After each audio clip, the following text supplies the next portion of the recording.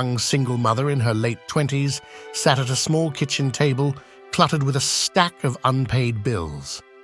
Her tired eyes scanned the papers, her brow furrowed with worry, yet her face held a quiet determination.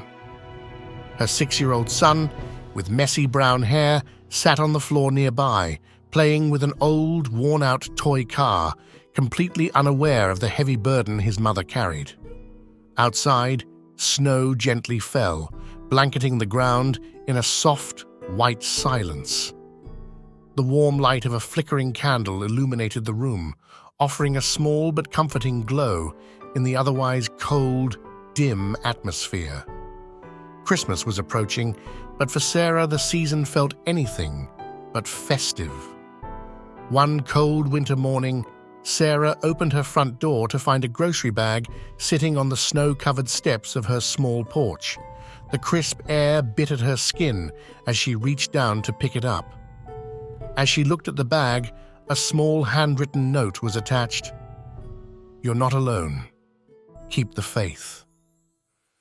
Her heart skipped a beat as she read the message, a surge of emotion rising within her. She wasn't sure who had left it, but the simple gesture of kindness overwhelmed her, and she felt tears well up in her eyes. For the first time in a long while, she felt hope that maybe, just maybe, things would get better. Across town, an elderly man named Mr. Reynolds, with a face etched with time and grief, worked alone in his modest shed. His hands, weathered and steady, carefully repaired broken toys and sorted through bags of donated clothes. The shed was filled with tools, piles of old toys, and scattered supplies. Despite his gruff appearance, Mr. Reynolds was kind-hearted. His kindness was quiet, hidden from the world. He didn't want credit, but he gave selflessly to those who needed help. His wife had passed years ago, and his faith had faltered with the loss, but he still held on to the small acts of kindness that kept him connected to something larger than himself. One evening, after a long day of work, Mr. Reynolds sat in his living room, the only light coming from a flickering Christmas candle on the table beside him. He opened a dusty box filled with mementos from his late wife, photos, letters, and her Bible. As he flipped through the pages of the old Bible, a small note fell out, handwritten by his wife. It read, "If you ever feel far from God, remember that He is never far from you."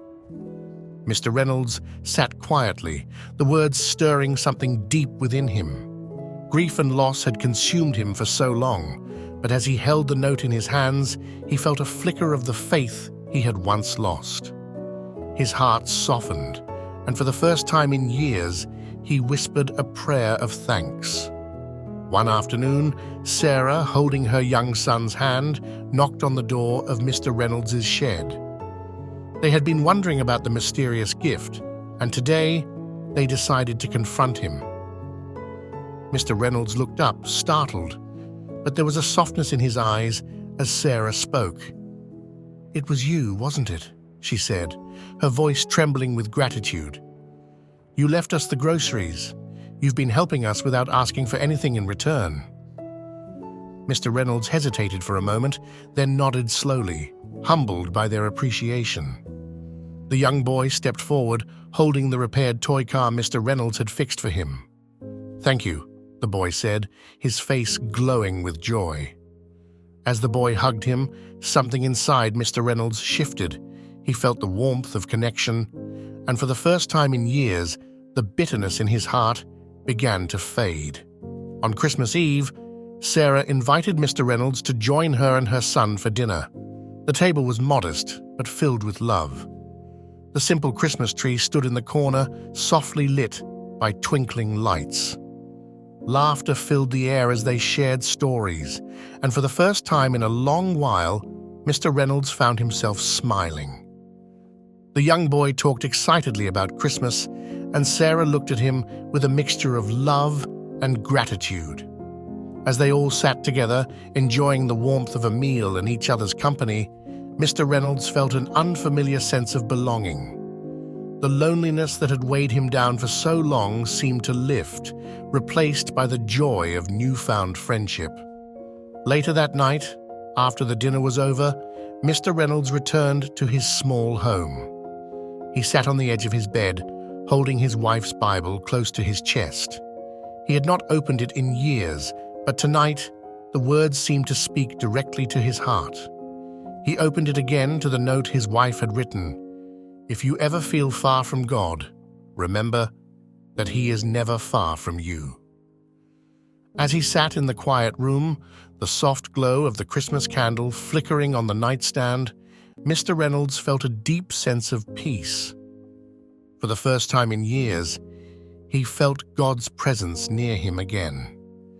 He whispered a quiet prayer, his heart filled with gratitude for the grace that had found him once more.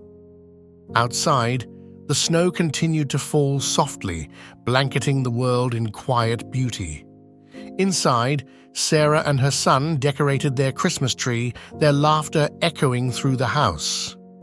From his window across the street, Mr. Reynolds watched them, holding his wife's Bible close to his chest. A faint smile crossed his face as he watched the joy and warmth radiating from their home. For the first time in a long while, he felt a sense of hope. The snow fell gently, and the Christmas lights twinkled in the distance, a silent witness to the story of redemption, faith, and the power of kindness.